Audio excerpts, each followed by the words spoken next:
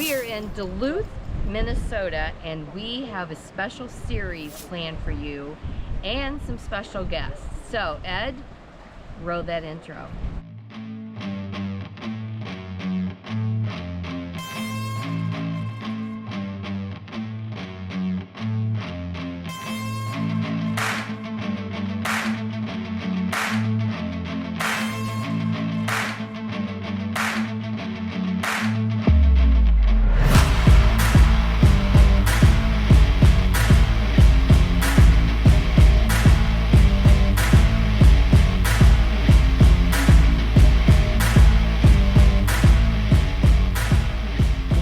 Day 3. And you caught me putting stickers on our cup. We got new cups for the trip because you know this is our souvenir. So this is the biggest one I've gotten so far, but I'm trying to get little ones this time. But anyway, today we are doing Gunflint Trail because I already have the sticker on my cup. So yesterday we all piled in one vehicle, yeah, and tried to make it work. So it's me. Oh.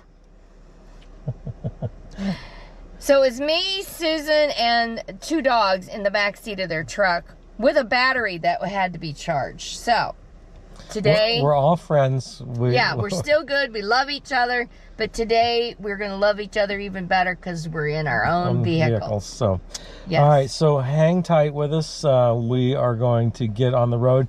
They're packing up some last minute stuff. They actually hosted breakfast this morning. So yes, we are going to get on the road in a minute. Hang on, I think you're going to like this. Grand Marais. This is the great Superior tour that we're doing here along the lake.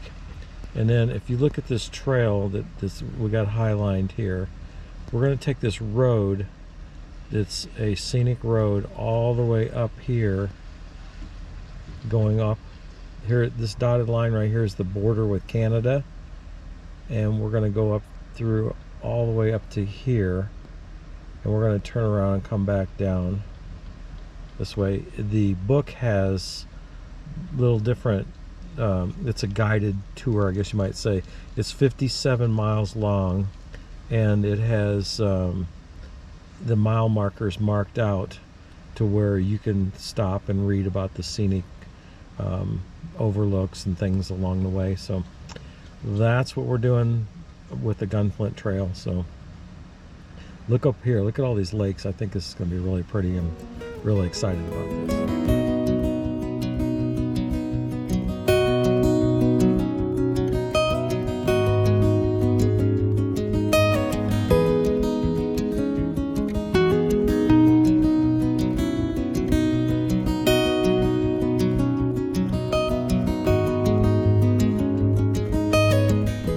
So what we've been doing for the past, maybe hour or something like that, is we are on the Gunflint Trail, and we're taking these roads, and they have these jet-offs, these little pull-outs along the way, and we've been stopping, taking pictures, and doing things like that. I just walked down this trail here that just dead ends into this lake I want to show you.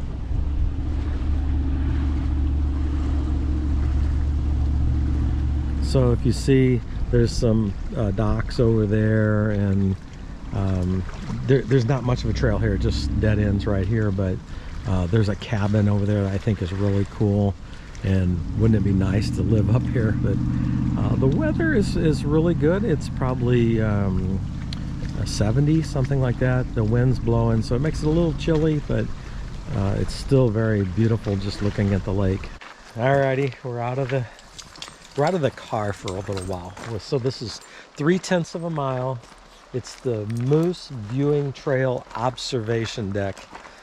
We are being led into the wilderness by Tom and Susan. and Jackson. Say hi, guys.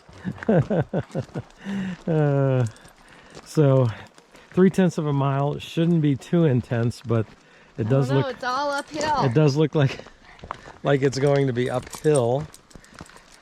So I guess I need to lower my voice because we don't want to scare all the moose away. Who knows if they're up there or not, but all right, when we get to the top of this thing, I will let you know. So stay tuned. I don't know if Ed showed you that hill we had to climb, but it was a hill with lots of rocks. So we got up here to the observation deck to observe the moose, and guess what? There are no moose. But the view is gorgeous. We did see, we think is a Chevy, like in the 50s, right? A 50 Chevy, and a rock where the engine should have been. So we're not sure how that happened. Ed needs to show you on the way out. But yeah, we'll do that. We are looking at this beautiful lake and just dreaming of a moose taking a drink. But right now it's just dreaming. Tom and Susan are longing for a moose sighting. They are indeed. Instead, I think they've seen a Buick instead. Yeah, Oh, yeah. Buick, or Pontiac or something. Or a GM. There was an old 50-something car in the woods, but we're looking. We did hear from somebody that there was a bull moose here, but we don't know if the guy was just making that up for a story up or if they're actually seen one. But we're gonna keep looking. All right, here's the old car that we found in the middle of the woods. We have no idea how this thing got here. It almost looks like it was in an accident and hit a rock or something, but an old artifact. I have no idea how this got here, but as we were talking earlier, this is the car that Tom found in the woods. You know, it'll buff out. It's got pretty cool grill on the front. There you go. As promised, there's the car. Now I just got to get out of these woods. I don't know how in the world Tom's seen that, but he did.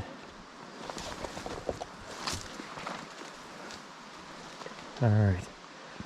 Now I got to catch up with the other bunch. There's Herky. He's longing for me. He can't go far from me.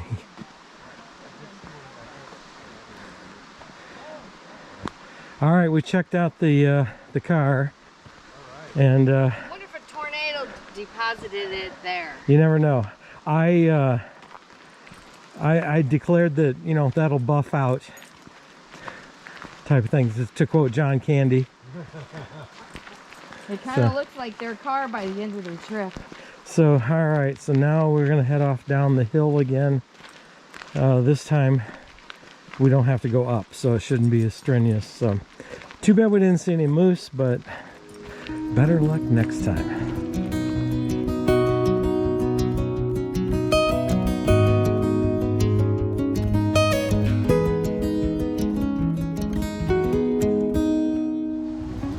We stopped at this little interpretive sign here on the side of the road. So this morning when I was talking to you, we were in Grand Marais. I was under the impression that this was a gravel road, but apparently they've got it all paved, because I'm looking at the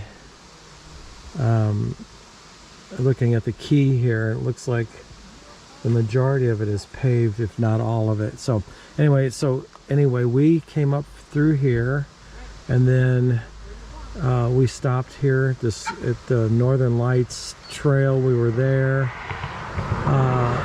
We have already, so where you've seen us was the Moose Viewing Trail. We took that back to the lake and took a look at that. And currently we are right here. And you can see that we're going to see several lakes in here as we go. So we'll probably do some of these little turnouts here and take a look at this, with our end goal to be up here at the trail's end.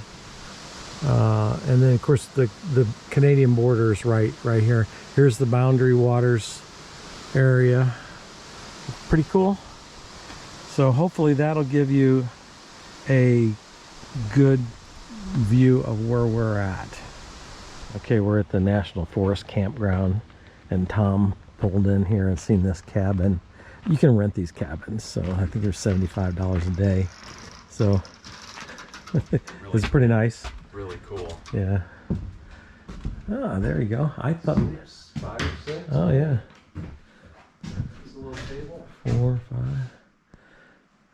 sparse, but adequate, very nice. And up above is the loft. There you go, if you're wanting to.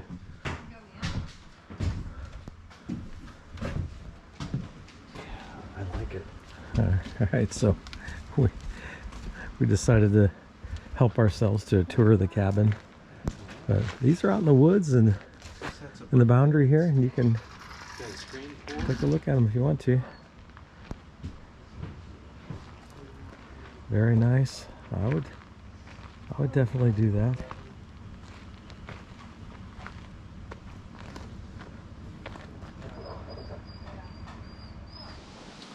Okay, so we got off the road here. Tom's gonna head out in front of me because I'm slow. So we're gonna go down here to the lake. This is called the Laurentian Divide. And so, if I remember right, at one point, one half of this goes into the St. Lawrence Seaway. The other half would go into the Hudson Bay. So, if my memory is correct. So, this lake is kind of like the dividing point in that area. And we're gonna go ahead and take the hike down there because I have to go slow. Tom's gonna go in front of me, but I may or may not make it down here. I'm gonna try. So let's take a look at this.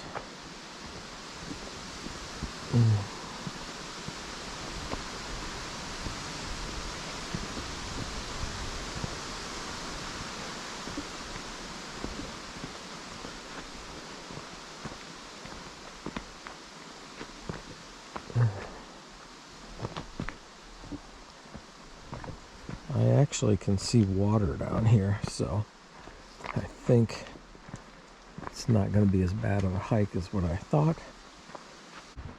Oh wow, this is looking very promising for a good view down here.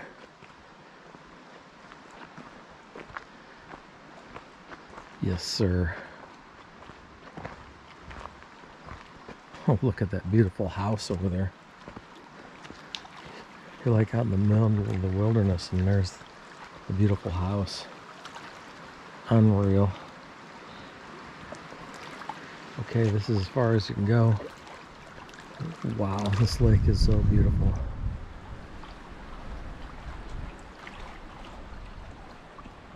Did you see the bald eagle? No. It's up in the tree now. This wasn't as far down as I thought it was. Isn't it beautiful?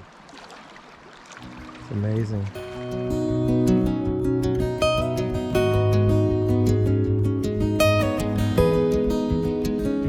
Well, we've reached the end of the trail. You can see we're at the end of the trail campground. This would be a perfect place to camp for the night. Amazing. Let's walk down here. So we've drove like the 65, 70 miles up the boundary here on this trail, and look here. Here's Gull Lake, this campground. It's great. Oh my goodness. This has been a beautiful, beautiful drive. Amazing time coming up here. Good morning, day number 4. We're coming to you from Grand Marais, our last day here. I'm not sure how exciting today will be because there's a little housekeeping we have to do called laundry and cleaning out the toilet, and it's a travel day. So today we're going to be going from Grand Marais to, we had to let some children pass by on their bicycles. This morning we're going from Grand Marais up to the Canadian border, making our way to Sleeping Giant Provincial Park. So first things first, we're walking over to Tom and Susan. That's why I'm carrying a toaster and butter. And we're gonna get something to eat. English muffins today. And then laundry and all that stuff like that. So, alrighty, we'll catch up with you in a minute. Even traveling, you have to do the mundane things. So Susan and I are doing laundry. fun. So our travels have taken us right along the lakeshore, and we're getting pretty close to Canada as we inch ever so closely. We're at the Grand Portage National Monument and Heritage Center. This is a joint operation between the United States Parks Department and the Chippewa Nation. And right off the coast here in the lake is Portage Island, and the monument is here also. So we've stopped here for just a few minutes. We got our vehicles parked, and we're going to take a walk down to the lake and to the monument. Nancy's inside right now. I'm outside with Herky, and we're kind of checking things out, and she's getting the information. And then hopefully we can walk on down to the monument. But it's a beautiful day today. The sun is shining, and I say it's probably 65 degrees, something like that, with a light breeze. So it's really great. So hey, we're gonna walk back up here and see what Nancy found out at the visitor center. So apparently, I said Nancy was inside seeing what we should do here. Apparently she just told me that you're gonna want to go in there. Yeah, there's like a museum of stuff that they found in this area, and you want to go see so that. I'm into reading all that stuff, and so I'm gonna run in there and see that, and she's gonna stay out here and take them with you. Take care of Herky. So all right, come on inside, let's look around.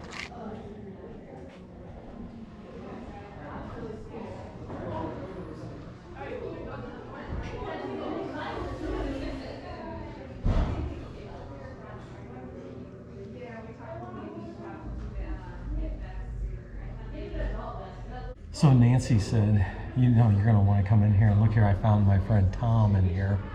What have you found out since you've been in here? Oh, this is really great. This is an exhibit about the Voyagers. They were like the human pack mules in the late 1700s, early 1800s. They're the ones that brought the supplies in from the lake into the inland, and then carried pelts out back to the lake. So this area is really important in the fur trading business. Big time. Yeah. This Grand Portage is an 8-mile portage, a path basically, that runs from the Pigeon River back to Great Superior. And they said every year thousands of people would carry 2 90-pound packs. Wow.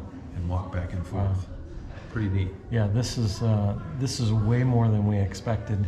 We were just kind of driving down the road and came in here, and it's very well done. It's a pretty cool place, so I'll show you around a little bit.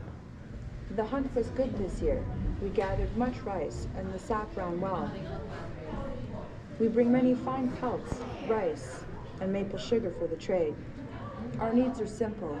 We would like 6 good blankets, and this cloth and trimming for making clothes. We would also like the 2 large brass kettles, 2 axes, 4 knives, tobacco, and 1 gun with powder and shot. So we made it down to the stockade, or the village down here. They have some reenactments here from time to time, but you can actually go inside these little birch huts they've got made here. So this is what it looks like on the inside,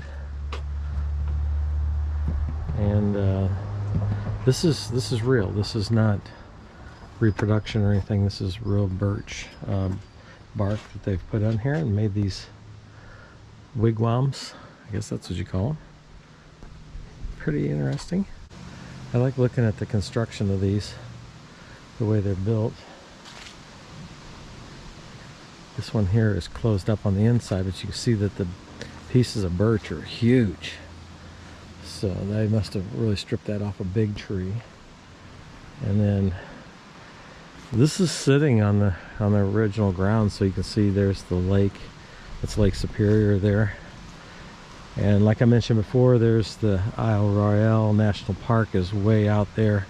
We're not going to go there today because we don't have a situation for take care of the dogs, but that would be on a list sometime in the future, maybe. You see the boat dock there. This stockade that's all around here, this is where the site of the Northwest Trading Company was.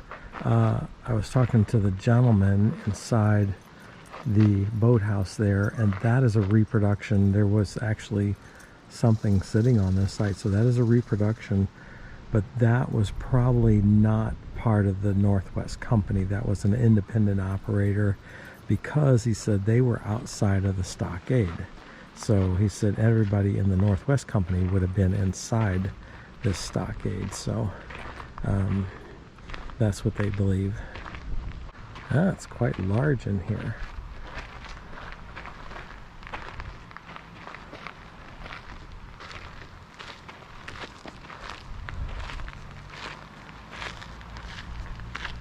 Now this would have been where the folks from the Northwest Company would have, you know, stored their furs and things like that. So just to understand here, this was a portage, but in most portages, when you think of portage, you think of they picked up the canoes and they took, you know, they took them along with them. This portage was only the product, right? So they would come out of the other areas and they couldn't float it all the way down here because of the rapids and the waterfalls and such as that.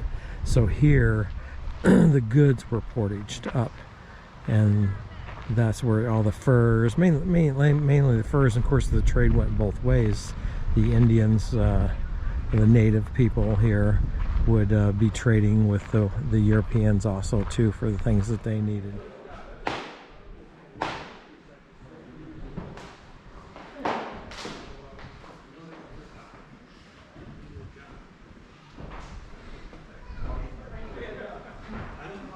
That goes really good with your Tom Petty with your Tom Petty shirt on. I'm a Voyager. You are a Voyager and a runaway. Oh, it says try it on, so I got to try it on too here. Yeah. So, let's see. So we just conned some unsuspecting people into taking our picture. I'll throw the picture in here. So this is just some, you know, memorabilia, some pieces of equipment and things that they used. What a view. This is amazing. Hey, I'm gonna walk out here and turn around and show you what this looks like from the other direction. I think that'll give you just an understanding of the size of this building. Take a look at this.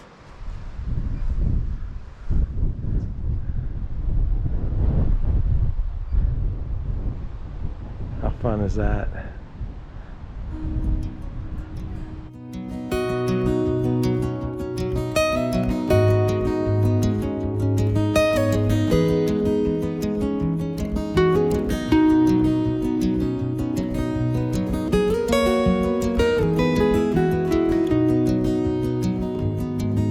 Welcome to day 5, and we are having this scrumptious breakfast that Tom has worked so hard on this morning. English muffin with peanut butter, because we have a full day and the men have decided we are eating supper out tonight. I can hardly contain myself. I am so excited. So anyway, stay tuned for this fun-packed day. And we got the little council hut set up here. We got a fire. Jackson is warming himself by the fire, and Herky's down here trying not to set his tail on fire. And all he wants to do is be with me, and I'm not in here. So how's the peanut butter muffin, Susan? It's wonderful, and I have a question for you. Okay. Do you know the Muffin Man? Yes, I do. He lives on Drury Lane. Drury Lane. So this is kind of our makeshift setup here we've got going this morning. We got a toaster set up and we're making muffins.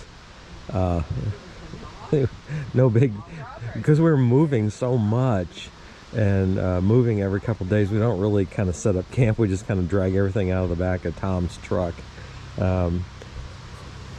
So we're here at Sleeping Giant Provincial Park. And yesterday when we rolled in here, it was in a torrential downpour. So we pretty much just dropped the landing gear and that was about it. But today we're all set up. So this is Nancy and I's setup. We have opted on this trip, I think, like I said before, to take the car because we can save some gas and things will be a little bit better. So what we do is we just got things set up in the back of our car like this, and we don't need a big setup because we are moving every day or every couple days at the most. But we can see we got a nice little campsite here, and it's working out really well for us. Okay, we're just getting our day started here at Sleeping Giant. So everybody's wondering, why is that called Sleeping Giant? Well, if you look at the mountains behind me, you can see a giant laying on his back looking towards the sky. That's why they call this the Sleeping Giant Provincial Park. So let me show you. Maybe you can see it better if I turn the camera around. Okay, hopefully this is turning out. You can see the head and the body of the giant laying on its back on the other side of the lake here. Thus the Sleeping Giant Provincial Park.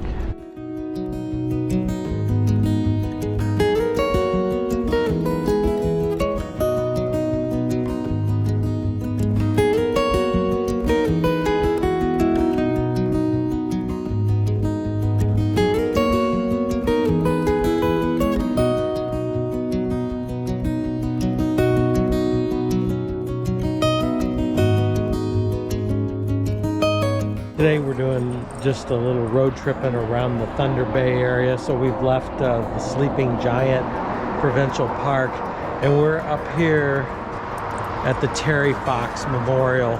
So it's at the side of the highway here. Sorry for the highway noise. But if you look out, you can see the Sleeping Giant and you can see Thunder Bay. The thing that I think is interesting is you can see ships here that have come up the St. Lawrence Seaway into the Great Lakes and are here in Thunder Bay. So it's just, I don't know where those ships are coming from, but it's interesting to think that just about any place in the world can be accessed through the Great Lakes. So take a look at this.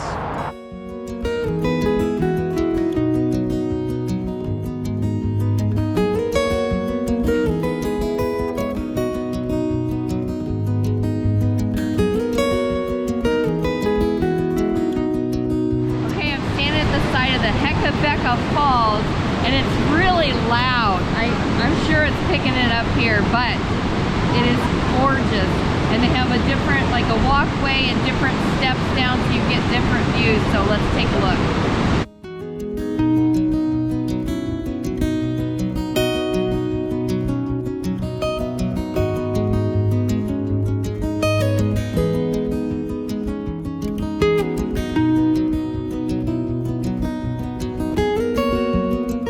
This is quite the contrast from where we were just at with Nancy talking to you. So if you see down below there, there's the platform we were at. Up here, things are very calm and tranquil. I imagine if you were paddling down the canoe with a canoe down the river, and you weren't paying attention, you'd have a rude awakening down there. But so they have this little footbridge up on top, and you can walk across the falls here. And then on the other side, you get some other viewing areas, and that's where we're headed right now. So take a look at this, and then looks like my crowd is leaving me. Let's get over there. Just a minute ago, we were right over there. So we thought, hey, let's walk to the other side and see if they look different over here. And they do a little bit. What do you think?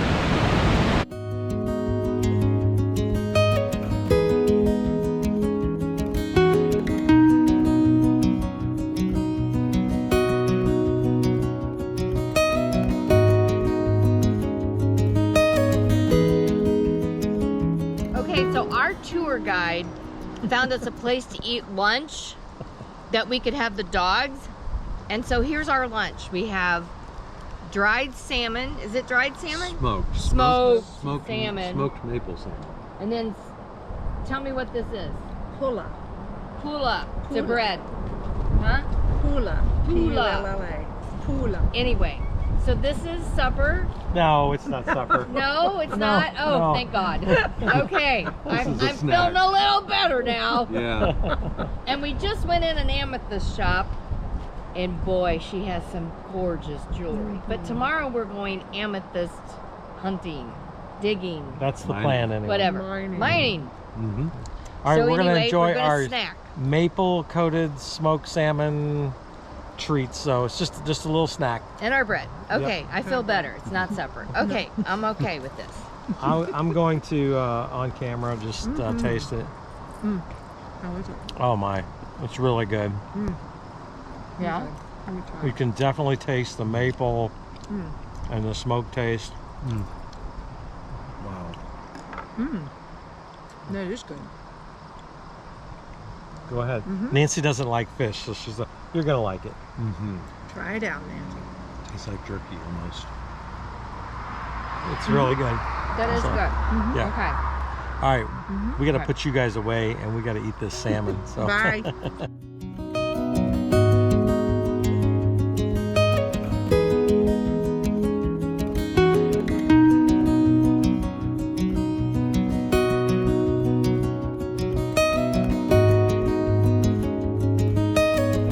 Gone to just rambling around now. So this funny thing is we found this little thing. It's called Silver Islet, and it's got this little town here. It doesn't look like they have power or anything. In the mid 1800s, 1860s, the largest silver mine in the world was here once upon a time. So at an island right off the coast here was a small plot of land that just barely had enough room for like 2 small houses to be placed down on there, and they went down 1,000 feet into the water, and it became the largest silver mine in the world. We've had a really good time looking at it. The water is just perfectly clear here. And you gave me the dog just in time. Oh, sorry. But take a look around.